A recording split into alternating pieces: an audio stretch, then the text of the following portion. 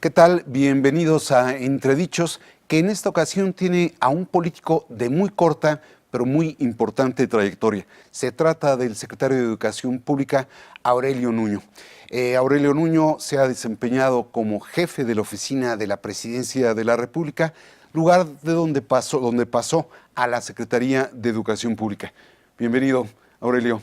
Gracias, René. Encantado de estar aquí. Yo quisiera empezar por la primera tarea que tuviste en el actual gobierno, que es el relativo a la renegociación o la negociación del Pacto por México. Ahí me parece que se encuentra una de las claves de las posibilidades de esta administración y quisiera recordar, si me lo permites, qué fue lo que dijiste en materia educativa en relación con ese pacto.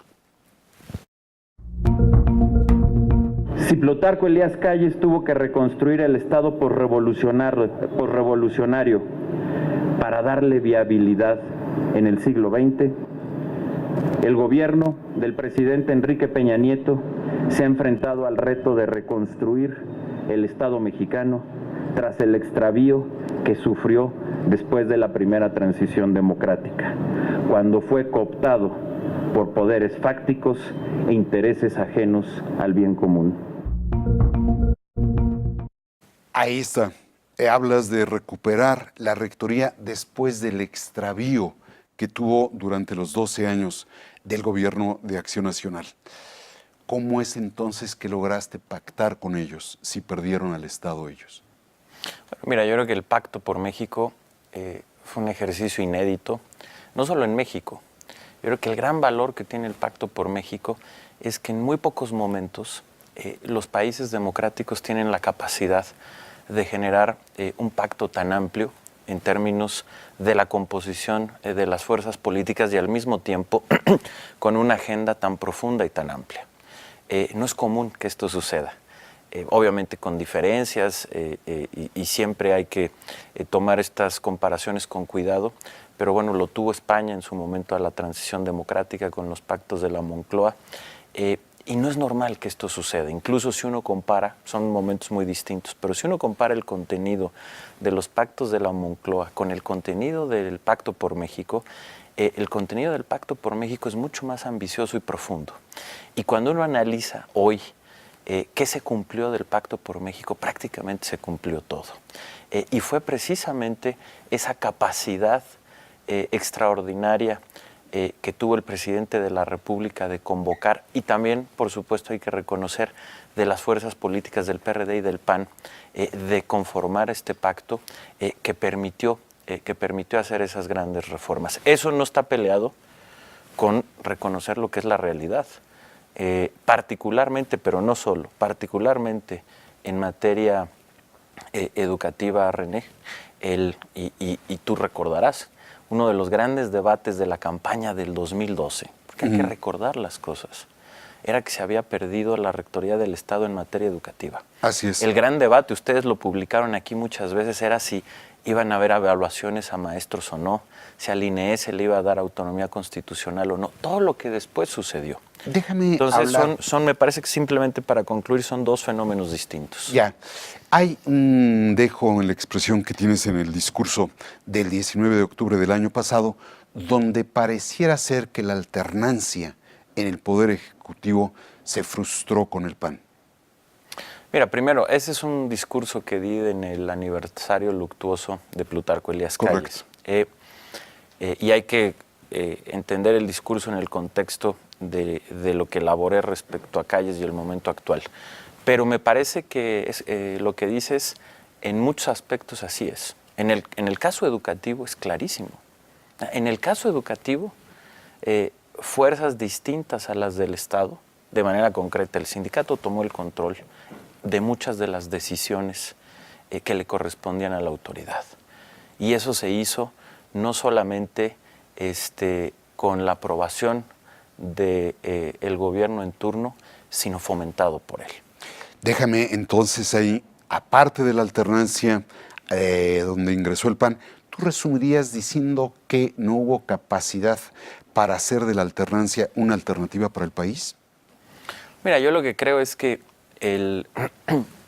México ha vivido un proceso de transformación en muchos aspectos, desde hace más de 3 décadas.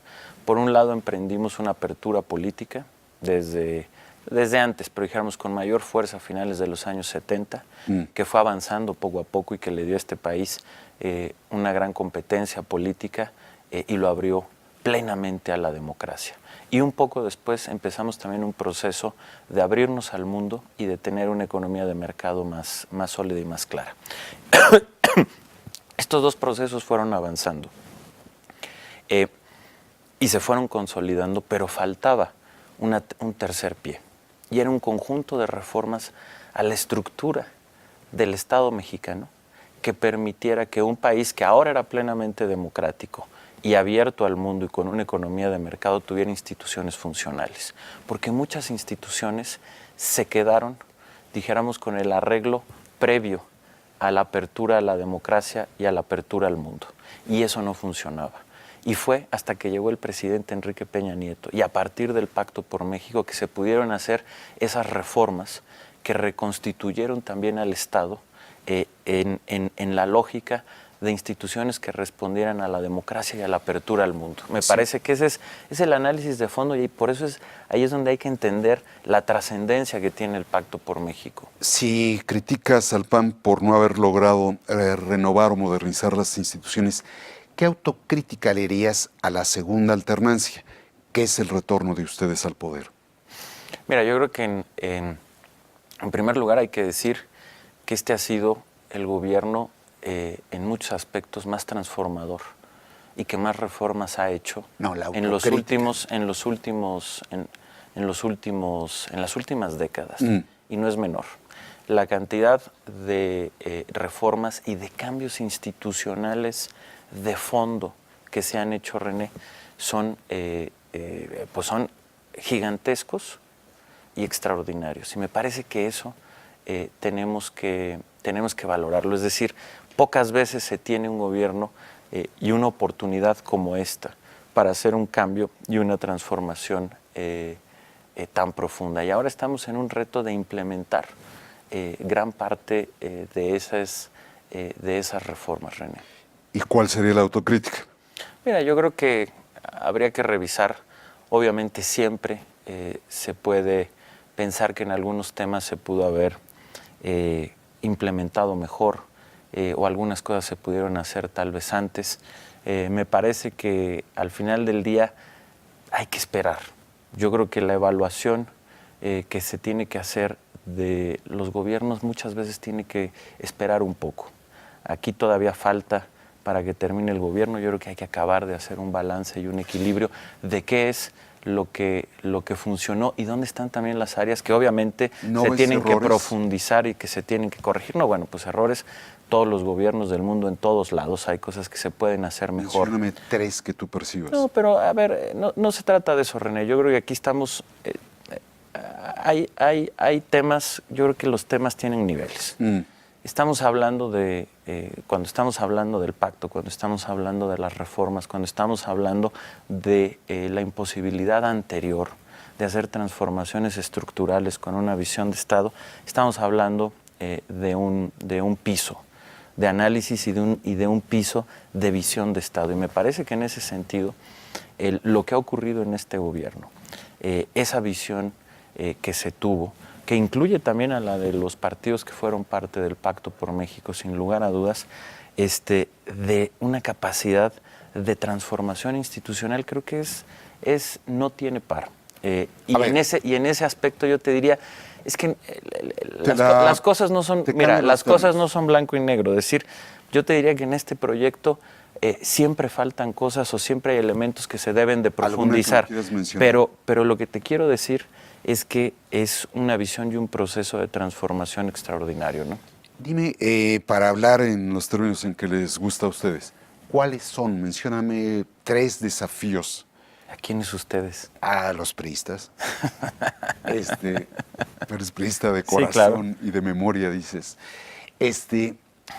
¿Cuáles son los desafíos a atender? Mencióname 3. Mira, yo te diría que primero se tienen que seguir consolidando las reformas, porque son procesos de largo plazo. De manera concreta, el caso de la reforma educativa, que es la más importante, y me parece que el reto número uno de México es la educación y tener la capacidad de tener un sistema de educación pública de la más alta calidad, conectado con una visión de innovación y de ciencia que le permita a México ser un país exitoso en el siglo XXI.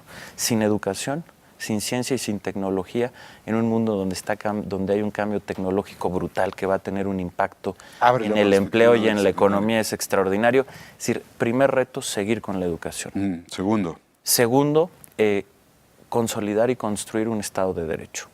Y eso implica las áreas de justicia, eso implica, por supuesto, seguridad, eso implica combate a la impunidad y a la corrupción, pero es un marco de seguir construyendo y consolidando entre todos un Estado de Derecho.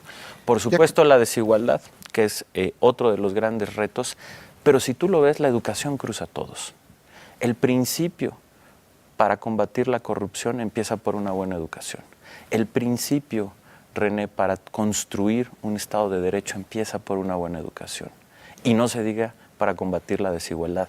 Uno de los principales motores de cambio en términos de la desigualdad es la educación. También puede ser el que lo perpetúe. Eso. Entonces, no, pero por eso me regreso al tema. Yo creo que la esencia del camino que tiene que seguir México sigue por el tema de la educación y de continuar la reforma y el nuevo modelo educativo que se ha hecho.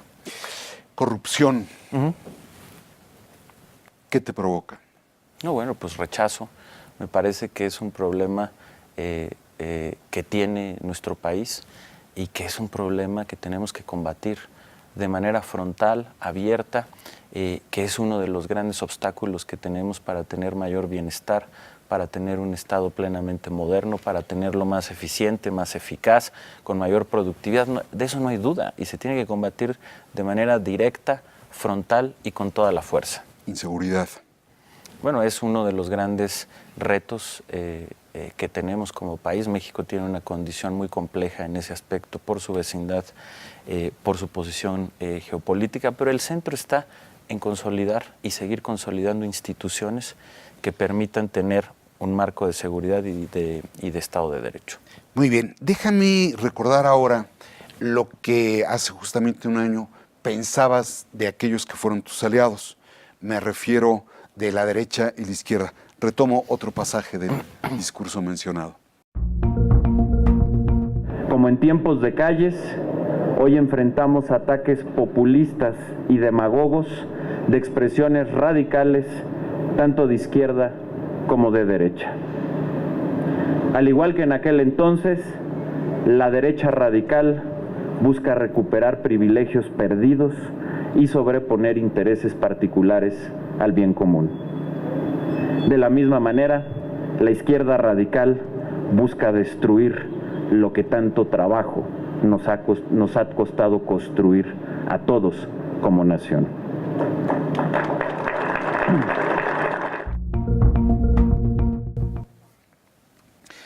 A partir de dos radicalismos de derecha y de izquierda, según lo que tú dices... Que tú les pusiste nombre, no yo. No, los mencionas ahí como radicales, posturas radicales. Sí, pero en la referencia que hiciste antes de ir al corte.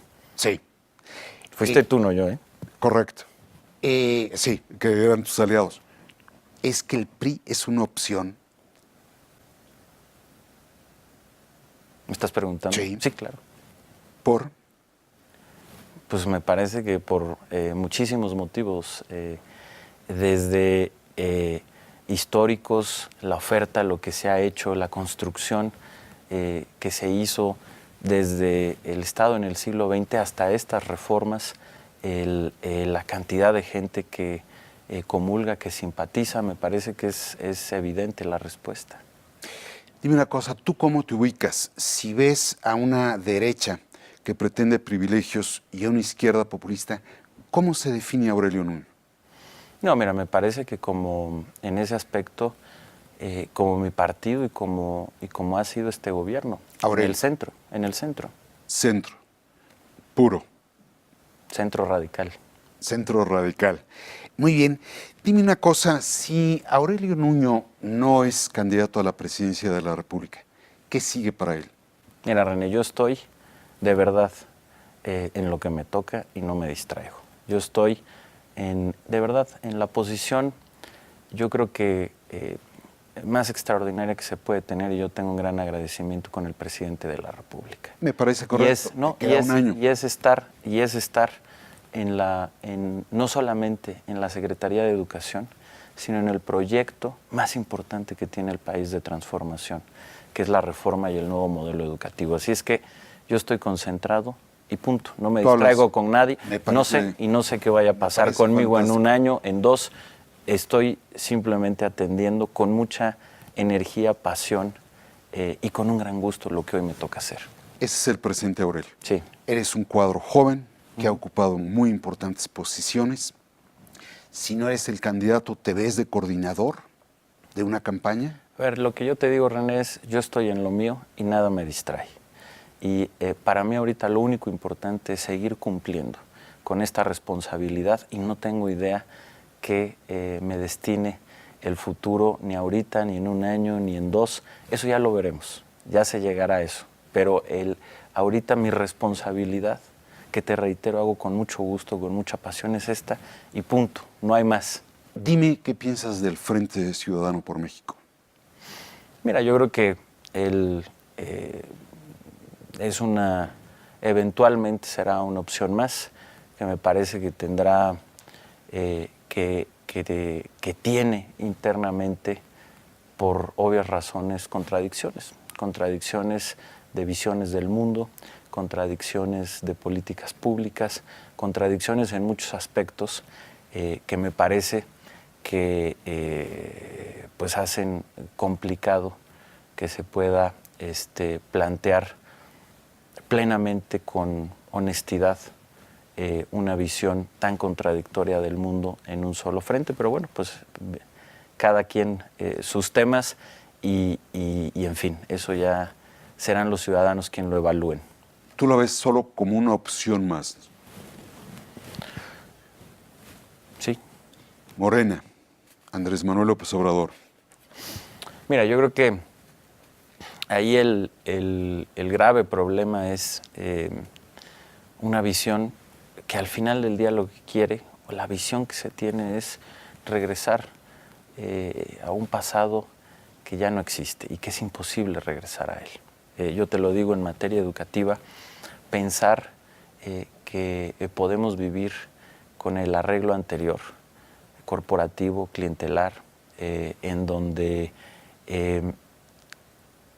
los maestros no tengan la posibilidad de profesionalizarse, un modelo educativo antiguo, en donde los maestros simplemente dan un dictado y no se enseña a pensar, a tener un pensamiento crítico, donde no se enseña inglés, que es vital para un mundo globalizado.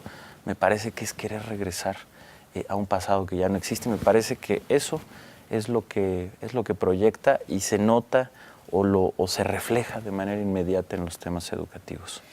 Suponiendo el caso contrario, eres candidato a la presidencia de la República, ¿contra quién te gustaría ir? A ver, la misma respuesta, René. Yo estoy en lo mío, que es encabezar este proceso de cambio educativo y no me distraigo con nada más. Estudiaste ciencia política, eras reconocido por uno de tus tutores académicos como una inteligencia política. ¿Cómo es posible que no veas un poco más adelante?